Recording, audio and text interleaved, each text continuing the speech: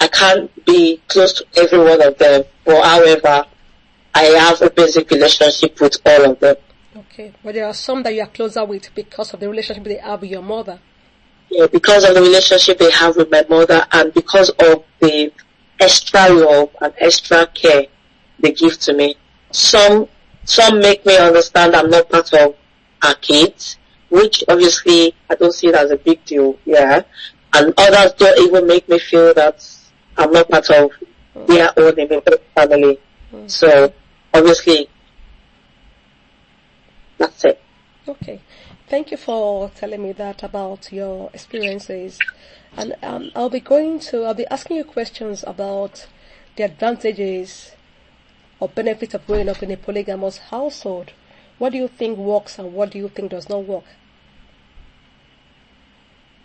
So, to be honest with you, growing up in a polygamous home for me will be more of an advantage. So, okay. Being on the disadvantaged side, and I'll tell you why. So it actually helped me with my social relationship with people. You know, it's like you're living with a group of people. You know, 5 guys, they're already a group of people. So it's helped me to manage my feelings. It's helped me to manage other people's feelings. It's helped to respect people for who and accept people for who they are. It's also giving me ability to understand people from their own perspective. So, take for example, so growing up in a family as well also taught me one thing, is in a polygamous home has taught me one thing, that until your eggs are hatched, you don't spread the house. So meaning that until you've actually got the news, you don't just start talking about it. So that is one very good side I have taken from being born in a polygamous home. Don't just want to tell everybody, oh, this is the plan, when you don't even have the results yet. Another thing living in a polygamous home has taught me is to be tolerant. You can imagine living with 5 wives, plenty children, and you can't be tolerant. You just be fighting with everybody every day. It has also my life to what I want to. So I've still the down part of parenting. So with my father, even though he's given us, even though when it comes to money or when it comes to education, he is I will give him distinction. But I've come to then realize that parenting is not about money. It's about being there for the kids. When they want to you, being there. The family togetherness and all. So that's a down part for me. He's done his best. So whilst so his own belief then was, I work hard, I go make the money, I come back, I give my wife, and my wife look after the children. Which was not just him. I think that was just what the aim thing was in his own era. So the disadvantage for me was that it did not really shape my communication skills. So I'd rather keep to myself, because I have not got someone to share it with who is readily available to listen when I want to talk. You know, there's a different thing between when you have the time and when you want to talk, and when your listener wants to talk, when your listener wants to listen. So while my listener wants to listen, I might not be in the mood to talk. So I am saying in a nutshell is that, so my communication skills was a bit bruised. You know, and secondly was I hardly saw my parents in an emotional relationship. Okay, so there was no kind of there was no display of emotion. Yeah, so I could count times they have displayed positive emotional traits, and most of the time I felt that it's been hidden. I don't know how they express it, but I don't see them most of the time do that.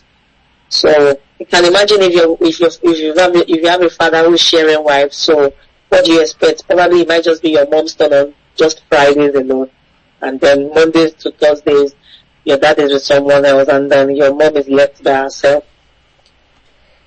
So what I could pick from what you're saying now is that there was no public display of affection. However, Yeah. there are times where your father has to spend time with your mom on other wives. Yeah. So how often does this happen? How often do you experience this? So I might just experience it maybe once a week. Once a week. So so you're talking about your mother's experiences right now and your father's experiences, and how have these experiences shaped your own view on polygamy? So obviously I did not like every bit of it, and growing up I had married people who really liked me, and they were talking about, oh, I would like you. So the thought of the fact that you are even married irritates my guts. Like, are you a joker? Like, even if you are the richest, the fact that you've got a wife, I'm not going to be a second wife. I'm not going to be an option when I can be a priority. I'm not going to go through what my mom went through, you know.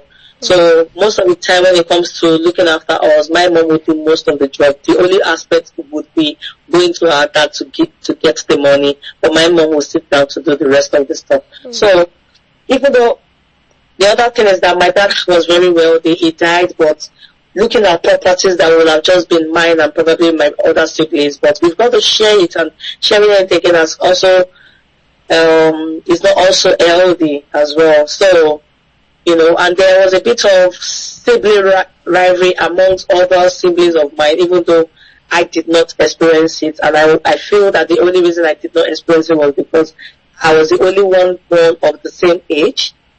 Unlike my brothers and sisters, you could see 3 of them or 4 of them born the same year. So all of them are striving and struggling to be the best amongst themselves. So that's competition.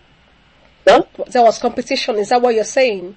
There was a bit of competition amongst them, but I did not have anyone to compete with because it was just me and me of the same age, in the same age bracket.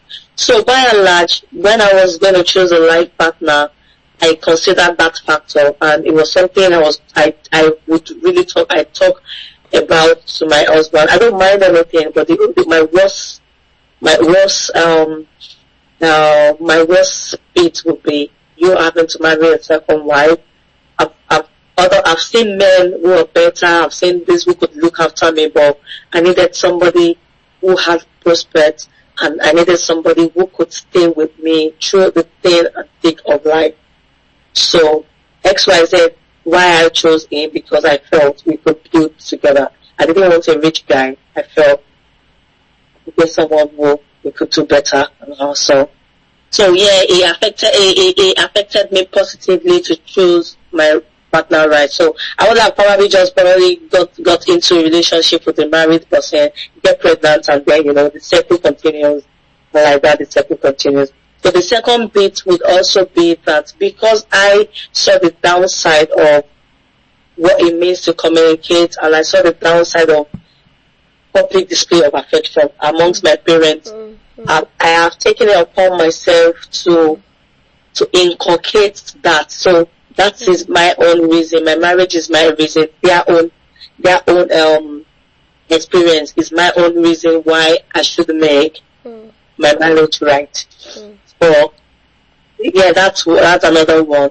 But by and large, having to work hard, having to be groomed by somebody who's very intelligent, who teaches you to think really fast, who teaches you to expand your knowledge horizon, who teaches you to be the best version of yourself. So that as well has impacted me positively, because I don't have an inferiority complex. I don't suffer from it. I would even say I've got a bit of superiority complex, because I feel that no one is better. Well, I used to feel no one is better, but obviously with age, with learning, I've had to learn and relearn some things. But by and large, I feel that I have been able to draw the strength I've got today from my family. Talk about resilience, talk about tolerance, talk about strength. talk about ability to work hard, talk about